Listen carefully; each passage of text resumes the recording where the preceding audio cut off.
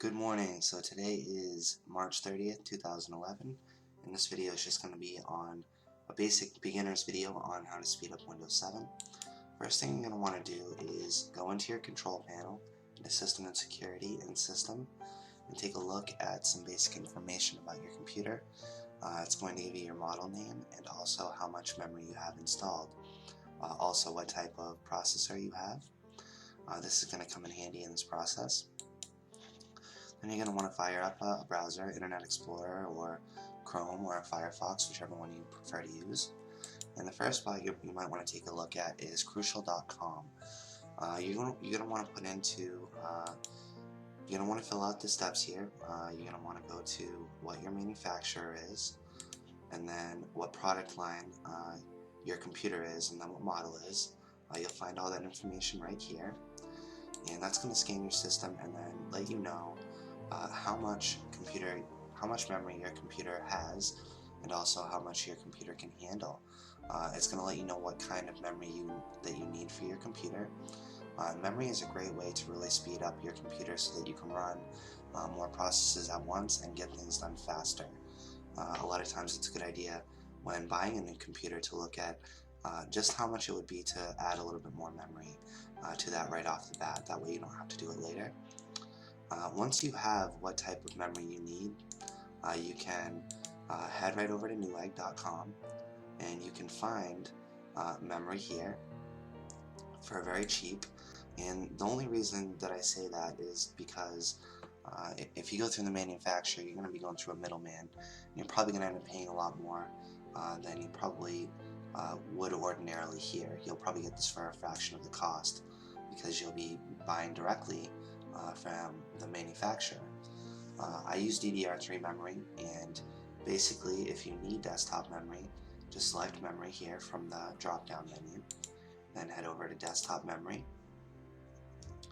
And if you know exactly what type of memory, like DDR2 memory or DDR3 memory, it may help you to type that in directly here up at the search bar. And take a look at the results. If you have a 32-bit system, you can add about 4 gigabytes of memory to your computer off the bat, and that's about as much as Windows 7 will use. If you have a 64-bit processor, which again, down here we see this in the control panel in the system menu, you can actually handle probably a lot more, up to 16 gigabytes in some cases. So take a look at Newegg and see what you find. And remember, like I said, if you have a 32-bit processor, you may only be able to handle about 4. But even then, a 1 or 2 gigabyte upgrade will definitely benefit you and speed things up. And if you have a 64-bit processor, maybe see how high you can go. And it actually might not be as expensive as you might think. So the next stop we could take is to go over to download.com, and actually we can go from here to look at the first utility I wanted to show you real quick. That is CCleaner. I've used that for a long time, and I can't type today. And basically what this does is it cleans up all your junk files in your computer, and it also helps to correct your registry so everything is in correct running order. And the first thing that we want to do with that is to download it, and then when we have it downloaded and installed, you want to fire it up, and then from here basically you have a lot of cleanup options. A lot of the default ones that are ticked right here will do just fine and give you a little bit more space and clean up your computer quite a bit. If you don't know what they are and you're still kind of starting out with Windows, you might want to wait on ticking the other ones. But also you can clean up your applications here, like Firefox and Google Chrome.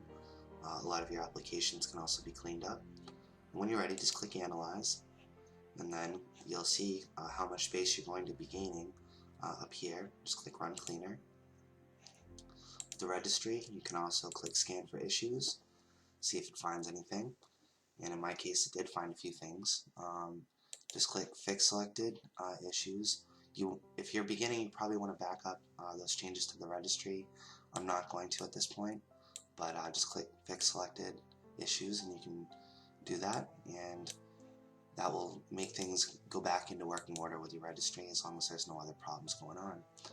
The other thing I wanted to show you is there's also an uninstaller if you want to uninstall programs from here, which is pretty easy to do.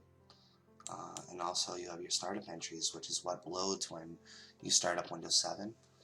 If you have like 45 entries here, which a lot of people do and they don't realize it, look through and see what you don't need. If you know what it is and you know that you're not going to use it when you first start up your computer, you can go ahead and disable that. I don't suggest deleting it unless you absolutely know what it is, but I've narrowed mine down to 4, and it may be different in your case, but either way you're going to notice a pretty good performance boost when you start up Windows 7, so there won't be a whole bunch of things running in the background. And the last utility I wanted to show you is Oslogic's Disk Defrag. You can also get that over at download.com. Windows 7 does have a disk defrag utility built in. It does tend to take quite a while depending on how much processing speed you have and also how much physical memory. But once you have it installed, like I said, you can head over to download.com and find it. I'll also put a link to it down at the bottom. Just click defrag and it's going to take a look at your disk for you. If you have external hard drives or USB drives, you can also defrag them as well. And it'll just run this quick, it'll analyze your disk and then it will defrag it for you.